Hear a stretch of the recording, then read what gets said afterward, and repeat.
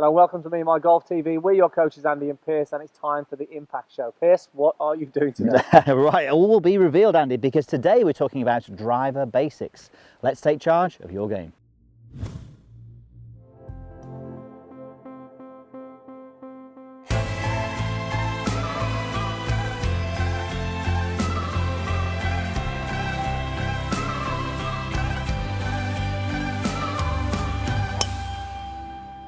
So thanks for joining us here on the beautiful 10th hole at the Asbury in Shropshire, England. The winter is approaching, Pierce. It's getting a little cooler, so the jackets are out, aren't they? So we're answering your questions, so make sure, guys, you post yours for next week and we will choose a winner. Now, we've got a question today from Jordan Chatwin. I would love to see a video on driver basics. I find myself being very inconsistent with my driver and being 6.5 feet tall. I feel I should be averaging at least 280 off the box. Thanks, guys. I love your page. So, we thought, driver basics. I think it's a great opportunity today to talk about some simple things with the driver, Pierce, but also show really some of the mistakes that we see golfers make when they come to us for lessons, hopefully so you don't make the same mistakes. Now, the more and more we coach and the more we play, we are generally now treating the driver as a specialist club. Okay, it's very different to the iron. We only use it, let's say, between 10 and let's say 14 times around. So we're not using it anywhere near as much as an iron, but it is very different to when we play an iron, Pierce. So just talk about the difference of the iron and the driver and why it's so different. Okay, look, the thing is with the driver, we want to hit it a long way. With an iron, we want to control the distance that we hit it is the first thing. And because of the makeup of the club now, really big heads, we have this opportunity to tee the golf ball very high, which is really useful with the driver because to optimize the distance, we speak about this all the time, to optimize the distance, we want to feel that the club head is bottoming out before the golf ball, and that means that the club head is then going upwards, attacking the golf ball from an upward direction to hit the golf ball. That's how the majority of amateurs are going to get the most out of their game with their driver. Yeah. With an iron, it's a little bit different because ideally what we want to see is that the club head is bottoming out after the golf ball, which means you're hitting the golf ball with a descending blow. So the club head is attacking the golf ball, hitting downwards. Okay, so that means that we have to treat them very differently. We're looking to really maximize distance with this, or get more control with the irons. So as you mentioned, to maximize distance, we want the upward attack angle. So with the driver in the setup, we're going to go through the setup first. In the setup, we're going to go through some simple things that's going to help you, almost like a checklist that you can go through, and some of the mistakes that you guys make. So first of all, Pierce, starts from, let's say, the ground up, doesn't it, regarding helping us achieve an upward attack angle. Okay, so ball position, absolutely. Now, one of the things that we always joke about this, that very rarely, we have to say to someone, oh, that golf ball's too far forward in the stance. It generally gets too far back in the stance. Now, the problem with having the golf ball back in the stance with the driver, the attack angle will go downward a little bit. Now, we don't necessarily want that for the majority of amateurs. So what we want to see is that the golf ball is forward in the stance. So we can see here, for me, a really good reference point is just inside my lead heel. That's going to allow me now, when I strike the golf ball, to have the club head bottoming out before the golf ball and the club head going upwards when I hit it. Perfect. Do you know what? And don't guess this as well. If you're practicing, make sure you maybe even put an alignment stick in the way, a golf club, so you know it's in the right place. So many people think they have it in the right place, and then when you show them, they go, oh, I thought it was forward. Perception changes the reality, definitely. Definitely. So one key thing with ball position, it always tends to go with it. When we see people move the ball position further forward in the stance, it often causes a negative effect on the upper body, Pierce. Just explain that. Yeah, definitely. So let's just imagine this scenario here, that the golf ball, as we said, there is too far back in the stance. Okay, so they stand there and their alignment is pretty neutral. As soon as they put the golf ball further forward in the stance then, which is what we're after, the alignment then goes all over the place, well, all left, effectively. So you can see the alignment stick now is pointing a lot to the left. So what we want to do from there is, when we move the golf ball forward, we then need to do this. And this is obviously why we've got the bungee cord and the alignment stick on there. We want to feel as though we get our shoulders running about parallel again, or even slightly to the right. Now, it's great with the alignment stick there, because I can use my peripheral vision to see where my alignment is and not have to worry about putting the club across the shoulders, which never really works.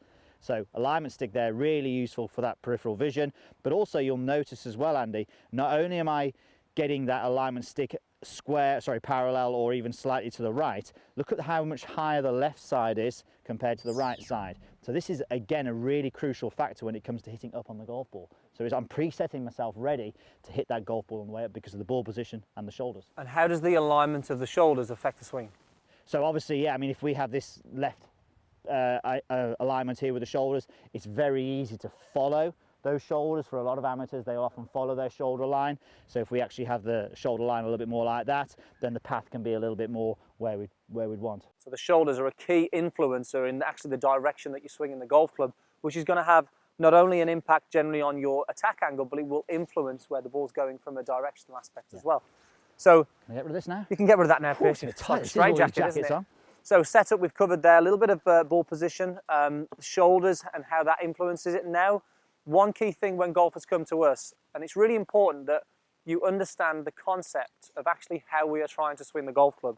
And golfers who come to us, they might have been playing 10 years, they still have the wrong image in their mind, Pierce, of how the club should be swung. So we're going to use a bit of a noodle here to help us, but help the guys at home really get the concept and an image in the mind of actually what the golf swing should look like and some of the things that people say to us. Okay, so you can see, mentioned there, Andy, that, how often have we had people come to us and say, oh, we've got to take the club back straight. They've been playing the game for 10, 20 years, as you said, take the club back straight. Well, that's what straight looks like. And for me, there's no chance I can really hit good, consistent golf shots from there. So with the noodle on the ground, you can see that we've bent it a little bit so it's arcing round, because the golf swing on the way back, what the club head is going to do is it's going to come in from the target line, and it's going to start to go up and around the body. So in, up and around the body. Now on the way down, I'm just going to feel as though I trace it back into that same sort of area. So you can see obviously the club head is travelling down now, but it's going out to the right a little bit there. You can see I'm tracing the alignment stick, and then hopefully by the time I get to the golf ball, I'm going to be hitting it on the way up. But it's a very good visual for people, if they don't quite have the right concept. If you just had that on the ground and practiced for a year with just that on the ground, your concept is going to be pretty good. It's amazing how people think to hit the golf ball straight, the club needs to swing straight. And you can see from Pierce's golf swing here, it's anything but straight. It is very much in from that target line and around the body. And if you can get that concept, generally it's going to help you with the golf swing. But also from this here being on the ground, the majority of people who play golf, let's say their bad shot is probably a slice, their path or their club would be swinging more over the top and to the left. So it's really going to help train a good path on the way down. It's great for people who hook it and slice it. Yeah, absolutely. Because if, as you say, if they come over the top, they can get close to hitting it. Obviously, they can get close to hitting if you put it a little bit further forward. If they swing too much out to the right as well. Right, so let's hit a shot then, Pierce. So again, this is something you can set up a noodle. You can get from. Where can you get this from, Pierce, these noodles? You can get them from anywhere. I got this from Just search on the internet, you'll find one somewhere. Search on the internet, yeah, absolutely. You can get them from anywhere. Right, okay, so I'm just going to go through that little ball position thing I was doing earlier. So feet are together, a little bit with the left foot, a lot with the right foot. I'm getting that same feeling. I can still feel the alignment stick across my chest there with my shoulder alignment. And I may have a little practice waggle again, just sort of following the noodle on the way back. I'm expecting this to be a beautiful, high, straight tee shot, Andy. It'll be the first time if you do. I think you said that when I was hitting that. I did actually. Yeah. Actually, that was really a draw, so that was actually pretty good, which you can imagine there because he's sort of working on closing the shoulders, swinging a little bit more round. So I think there's some key things there, that mistakes that we see golfers make time and time again. Hopefully that's give you a little bit more of an understanding of maybe what you can do and check those on the range or on the practice tee, but also give you maybe an image in your mind of what the golf swing could look like. I think if you've got that concept, things are so much easier. Absolutely.